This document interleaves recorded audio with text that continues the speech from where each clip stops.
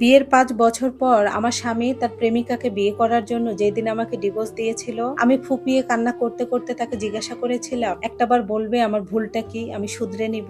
আমার স্বামী রায়ান কিছুক্ষণ মাথা নিচু করে চুপ করে থেকে বলল, ৫ বছরে সে নাকি আমার মধ্যে কোনো ভালোবাসা খুঁজে পায়নি, আমি তার ভালো লাগা ছিল। আমি তখনও কান্না করতেছিলাম। আমি তখন তাকে বলে, আমার তো কোথাও যাওয়ার জায়গা নাই, তোমার বাসায় আমাকে একটু আশ্রয় দিবে এক কোণে, আশ্রিতা ভেবে। একটু মুস্কি হাসি দিয়ে রায়ান বলেছিল, অগাছা থাকলে জীবন আমি সুখে সংসার করতে পারবো না। ভালোবেসে বিয়ে করেছিলাম আমরা, আমাদের ৮ বছর সম্পর্ক ছিল। সচ্ছল পরিবারের মেয়ে আমি, ছোটবেলা থেকে অভাব কি কখনো বুঝিনি। জন্মের পর থেকে দেখেছি আমাদের বাড়িতে লোকজন কাজ করতো, আমার মার কোনো কাজকাম ছিল না, আমাদের নিয়ে ব্যস্ত থাকাই ছিল আমার মার কাজ। আর আমি যাকে ভালোবেসেছিলাম রায়ান, সে ছিল একদম দরিদ্র ঘরের একটা সন্তান, যার বাবা অন্যের বাড়িতে কাজ না করলে চুলায় আগুন জ্বলতো না। হাই স্কুল জীবন থেকে রায়ানের সাথে সম্পর্ক হয় আমার সম্পর্কের কথা যখন আমার মা বাবা জানতে পারে, আমার ভাই আমাকে প্রচন্ড মেরেছিল, রায়ানকেও ভাইয়া শাসিয়েছিল, একবার যদি আমার বোনের দিকে আর নজর দিস তাহলে এই গ্রাম তোকে ছাড়া করব। আমার বাবা গ্রামে ভালো নাম ডাক, বড় ব্যবসায়িক আমার বাবা, টাকা পয়সা আমাদের ছোটবেলা থেকে কখনো অভাব দেখিনি। কিন্তু রায়ানকে আমি এতটাই ভালোবাসতাম, বাবা মার চক্ষু আড়ালে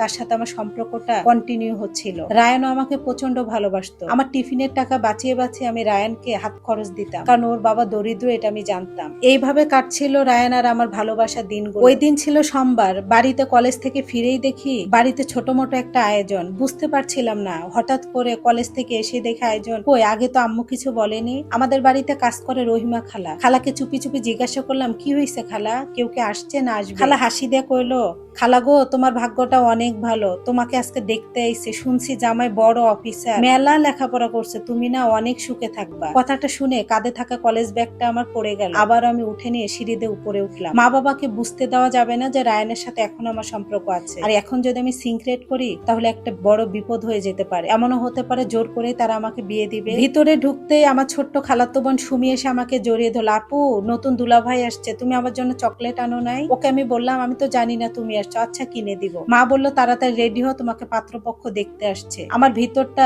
চুরমার হয়ে যাচ্ছিল, মনটা খারাপ হয়ে যাচ্ছে, চোখ দিয়েও পানি আসতেছে। যদি আমাকে আবার বিয়ে দিয়ে দেয়, অনেক ভয় ভীতি আমার ভিতরে কাজ করতেছিল। মা তখন বলে, কি হয়েছে, ওই বকাটা ছেলের সাথে এখনো সম্পর্ক আছে? আমি তখন এক বাক্যে বলি না, আমাকে রেডি করে পাত্রপক্ষ সামনে নিয়ে যায়। এক পলক দেখেছিলাম ছেলেটা যথেষ্ট স্মার্ট, উনি বিসিএস কমপ্লিট করেছে, তার মা আমাকে দেখেই পছন্দ করে। ওই দিনে ওনার মার ইচ্ছা আংটি পরাবে, কিন্তু আমি তো কোনোভাবেই তার আংটি পরবো না, আমি তো ভালোবাসি অন্যজনকে। স্বামী হিসাবে রায়ানকে ছাড়া আমি অন্য কাউকে কখনোই মেনে নিতে পারবো না। ওই দিন আমার আম্মুকে আংটি না পরার জন্য আমি অনেক রিকোয়েস্ট করি, তারপর আমার কথাটা তারা রাখে। ডেট হয় 2 দিন পর। পাত্রপক্ষে চলে যাওয়ার পর রায়ানকে আমি ফোন করে সবকিছু বলি। রায়ান ওই পাশ থেকে কাঁদতে থাকে, আমি রায়ান বলে, তোমাকে ছাড়া আমি বাঁচবো না। আমিও বলি, স্বামী যদি কাউকে মেনে নিতেই হয় তাহলে তুমি। ওই দিনে আমরা দুইজন ঠিক করি আজকে এখান থেকে পালিয়ে যাব। আমি বাড়ি থেকে 10,000 টাকা নিয়ে রায়ানের হাত ধরে ওই দিন রাত্রে আমি নীলফামারী থেকে ঢাকায় পালিয়ে আসি। ঢাকায় আমাদের কোনো আত্মীয় স্বজন ছিল না, তবে রায়ানের একটা বন্ধু ছিল, তার মাধ্যমে আগে আমরা বিয়েটা করে ফেলি যেন আমার বাবা মা আমাদের আলাদা করতে না পারে। এর মধ্যেই গ্রামে শোরগোল পড়ে গিয়েছে যে আমি বাড়িতে নেই, খোঁজাখুঁজি করতেছি। আমি ফোনটা বন্ধ করে রেখেছিলাম। বিয়েটা হওয়ার পরে ফোনটা খুলে আমার মাকে বলি, তোমরা আমাকে খোঁজাখুঁজি করো না, আমি রায়ানকে বিয়ে করেছি আর অনেক ভালো আছি। মার কাছ থেকে ফোন বাবা কেড়ে নিয়ে বলেছিল,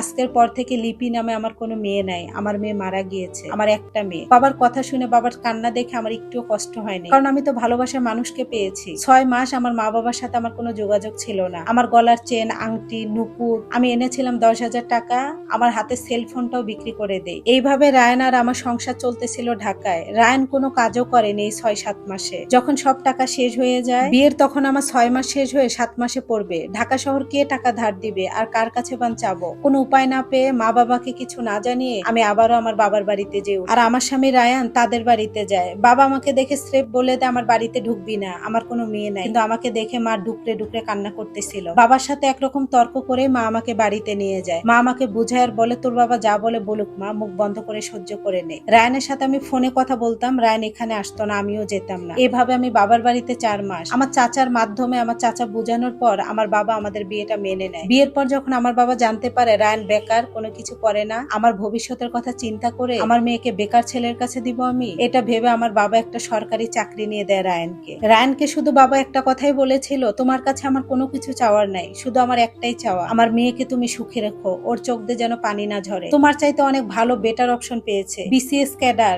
বড় বড় ব্যাংকের অফিসাররা এসেছে আমার মেয়েকে বিয়ে করতে, কিন্তু তোমার জন্য সব ফেলে রেখে আমার মান সম্মান নষ্ট করে চলে গিয়েছে, আমি তবু তোমাদের বিয়েটা মেনে নিয়েছি। আমার স্বামী রায়ান সেদিন বলেছিল আপনার মেয়ের চোখ দিয়ে আমি কখনো পানি ঝরতে দিব না। শুরু হয়ে যায় আমাদের সুখী বিবাহিত জীবন। রায়ানের পকেটে দিনে দিনে যত প্রমোশন হচ্ছিল, টাকা ভারী হচ্ছিল, রায়ানের যেন পরিবর্তনটা খুব কাছ থেকে আমি দেখতে পাচ্ছিলাম। বিয়ের 3 বছর পর থেকে প্রতিটা কাজে আমার ভুল ধরা রায়ানের ছিল প্রতিদিনের একটা রুটি। কথায় কথায় গায়ে হাত তোলা, তরকারিতে লবণ বেশি হয়েছে, তরকারি আজকে মজা হয়নি, আমার কথা বলার ধরন ভালো না। আমরা এক খাটে ঘুমাতাম, কিন্তু মাঝখানে রায়ান কোলবালিশ দিত, নিজে ফোন নিয়ে ব্যস্ত থাকতো, উপাস হয়ে ঘুমাতো। আমি কি করছি না করছি আমার দিকে তাকানো তার সময়ই ছিল না। আমি জোর করে তাকে জড়িয়ে ধরলেও সে বিরক্ত মনে করত। কারো কাছে বলতে পারছিলাম না, নিজে নিজে মানসিক রোগী হয়ে যাচ্ছিলাম। কাকে বলবো? বাবাকে? বাবা তো নিজে সর্বোচ্চ দিয়ে আমার জন্য করেছে। মা বাবাকে, এই মানুষ দুইটাকে আমি আর কষ্ট দিতে চাই না, নিজের ভিতরে কষ্টগুলো লুকিয়ে রাখতাম। আমার বাসায় ম্যাক্সিমাম খরচ আমার বাবা করে দিত, চাল ডাল, হলুদের গুঁড়া, মরিচের গুঁড়া। আমাদের গ্রামে মাছ চাষ করে, মাছ, গরুর গোস্ত, মুরগির গোস্ত সবকিছু বাবা পাঠিয়ে দিত, যেন আমার কিছু কিনতে না হয়। আমার বাবা একটা কথাই সবসময় রায়ানকে আর আমাকে বলতো, তোমরা এখন সেভিংস করো, তোমাদের বাচ্চা কাচ্চা নাই, তোমাদেরও তো একটা ভবিষ্যৎ আছে। আমি যতদিন বেঁচে আছি চাল ডাল মাছ গোস্ত তোমাদের চিন্তা করতে হবে, আমি যতদিন বেঁচে আছি আমি ততদিনই দিব, এর মধ্যে তোমরা কিছু সেভিংস করো। কিন্তু রায়ান যে আমার সাথে কি ব্যবহার করতো এটা আমি মা বাবাকে খুলে বলতে পারতাম না। এভাবে কেটে যায় 5টা বছর। আমি অনেক করে চাইতাম আমার একটা বাবু হোক, হয়তোবা একটা বাবু হলে ভালো হয়ে যাবে, কিন্তু রায়ান বাবু নিতে রাজি ছিল না। আবার ভাবতাম হয়তোবা অফিসে কাজের প্রেশার এজন্য, কিন্তু আমার সব ধারণাই ভুল ছিল। সে আমার আড়ালে আরেকটা নারীর সাথে সম্পর্ক তৈরি করেছিল। তার অফিস কলিগ, ওই মেয়েকেই তার নাকি ভালো লেগেছিল। হঠাৎ একদিন 5 বছর পর সে এসে আমাকে বলে, আমি তোমার সাথে সংসার করতে পারবো না। কথাটা শুনে যেন আমার পায়ের নিচ থেকে মাটি সরে যায়। কান্না করে দিয়ে বলেছিলাম, বলবা আমার ভুলটা কি? সে একটু চুপ করে থেকে মাথা উঁচু করে বলেছিল, 5 বছর আমার মধ্যে সে নাকি কোনো ভালোবাসা খুঁজে পায়নি, আমি তার ভালো লাগা ছিল, সে এখন আমার সাথে সংসার করতে পারবে না। মা বাবাকে কষ্ট দিতে চাই, এজন্য নির্লজ্জের মতো বলেছিলাম, তোমার ঘরে একটু আমাকে ঠাঁই দিবে, আমি কখনো স্ত্রী মর্যাদা চাইবো না। মা বাবা যেন বিষয়টা না জানে, তোমার ঘরে আশ্রিতা ভেবে রাখো।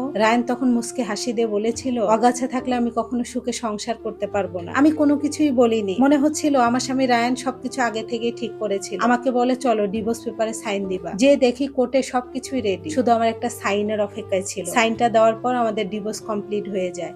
নিজে সাজানো সংসার এক নিমিষে আমার শেষ হয়ে যায়। আমি ঢাকা থেকে নীলফামারী কিভাবে যাব আমি তাও জানতাম না। আমার কাছে 1000 টাকাও ছিল না, শুধু আমার পরনে একটা কাপড়। আমার হাতের আংটিটা বিক্রি করে আমি ঢাকা থেকে নীলফামারী যাই। যে আমার পরিস্থিতি দেখে সবকিছু যখন বলি, আমার বাবা হার্ট অ্যাটাক করে। বাবা এদিকে হসপিটালে ভর্তি, আর একদিকে আমার স্বামীকে হারিয়ে আমি প্রায় মানসিক রোগী। আমাকে ডিভোর্স দেওয়ার পরের দিনে আমার স্বামী তার অফিস কলিগ, তার পরকীয়ার প্রেমিকাকে বিয়ে করে। প্রতিটা ছবি ফেসবুকে পোস্ট করতো, আমার মামাতো বোনেরা দেখতো আর স্ক্রিনশট আমাকে পাঠাতো। আমি তাকে হারিয়ে আমার সাজানো সংসার, 8 বছরের সম্পর্ক সব জানি আমি পাগল হয়ে যাচ্ছিলাম। ওইদিকে আমার বাবা হসপিটালের বেডে। হসপিটাল থেকে বাবা বাড়িতে আসার পর আমাকে সবাই বোঝানো শুরু করে, তুমি যদি এরকম করো আরো ভেঙে পড়বা। বাবা আমার মাথায় হাত রেখে বারবার একটা কথাই বলতো, ডিভোর্স মানে তোমার শেষ হয়ে যাওয়া নয়, এখান থেকে তোমার নতুন জীবন শুরু। তুমি একটা ভুল থেকে নিজেকে বাঁচিয়ে এনেছো, তুমি নতুন করে শুরু করো মা। আমি আবারও বাবা মা ভাই বোন সবার কথা ভেবে নিজেকেও বাঁচতে হবে, নতুন করে বাচ্চা স্বপ্ন দেখি, লেখাপড়াটা শুরু করে দিই। আমার স্বামী রায়ান ভেবেছিল আমাকে ডিভোর্স দেয়া আমার বাবার দেয়া চাকরি নিয়ে অন্য মেয়েকে নিয়ে সুখে সংসার করবে। ওর ধারণাও ছিল না আমার বাবার হাত কত দূর ছিল। আমাদের ডিভোর্স হওয়ার 6 মাসের মাথায় রায়ানের চাকরিটা চলে যায়। চাকরি চলে যাওয়ার পর রায়ান আবারও আমাদের বাড়ির সামনে দিয়ে ঘুরঘুর করে, আমাকে সে নিতে চায়। সে নাকি তার ভুল বুঝতে পেরেছে, কিন্তু আমার পরিবার আমি তার সাথে আর যোগাযোগ করি। লেখাপড়া আমি চালিয়ে যাচ্ছিলাম। অনার্স পাস করার পর ইউকে প্রবাসী একটা ছেলে আমার বাড়িতে বিয়ের প্রস্তাব আনে। আমার বাবা মা ভাই বোন সবার কথা ভেবে আমি নতুন করে বাঁচতে হবে, আমিও রাজি হয়ে যায়। ছেলেটা আমার সবকিছু জেনে আমাকে বিয়ে করে। উনি একটা ইউকেতে মাল্টিন্যাশনাল কোম্পানিতে জব করে। বিয়ের পর এখানে আমাকে এনেছে। আমার বিবাহিত জীবন 9 বছরের, আমার 4 বছর একটা মেয়ে আছে। আমার স্বামী সন্তানকে নিয়ে আমি অনেক ভালো আছি। তবে মা মাঝে মাঝেই বলে বাংলাদেশ থেকে আমার প্রাক্তন হাজবেন্ড নাকি টিউশনি করায়, গার্মেন্টসে চাকরি করে, বিভিন্ন কাজ করে এইভাবে জীবন জীবিকা নির্বাহ করতেছে। সে আমাকে ঠকিয়ে আমার জীবন নষ্ট করে জিততে চেয়েছে, কিন্তু রব আমাকে জিতিয়ে দিয়েছে। তার চাইতে অনেক হাজার গুণ ভালো হাজবেন্ড পেয়েছি। আমার জীবন থেকে আমি এটা উপলব্ধি করেছি, জানেন, যে পুরুষকে আপনি বেকার জীবনে বিয়ে করবেন, তাকে সফলতা দেখাবে, সফল হওয়ার পর সে আপনাকেই ছেড়ে দিবে। এটা একটা আপুর লাইফ হিস্ট্রি ছিল। ধন্যবাদ সবাইকে।